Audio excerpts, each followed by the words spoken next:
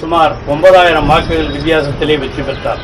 அது என்னன்னு கேட்டீங்கன்னா, 9000 வாக்கு வித்தியாசத்தில் அவர் வெற்றி பெறும் பொழுது எதிர்த்து நின்றவர் யாருன்னு கேட்டால், எதிர்த்து நின்றவர் அதிமுக, அவருக்கு ஆதரவாக பாமகவுக்கு ஆதரவாக பிஜேபி, இவங்கெல்லாம் 3 பேரும் சேர்ந்து நின்று வாங்கின ஓட்டை விட நம்முடைய புகழேந்தி 9000 வாக்குகள் அதிகமாக பெற்றார். இப்போ 3 பேரும் எப்படி இருக்கிறாங்கன்னு உங்களுக்கு தெரியும். ஒருத்தர் எப்படியும் தோல்வி வரும் என்பதற்காகவே இதை விட்டு விலகிவிட்டார்கள். மற்ற 2 பேரும் சேர்ந்து நிற்கிறாங்க. அதனால் கண்டிப்பாக 1,00,000 வாக்குகளுக்கு மேல் வித்தியாசத்திலே நம்முடைய அன்னியூர் சிவா அவர்கள் வெற்றி பெறுவார் என்பது உறுதி. அதற்காக கழகத் தோழர்களும் பொதுமக்களும் மகளிரும் குறிப்பாக சிறப்பாக செயல்பட்டு கொண்டிருக்கிறார்கள்.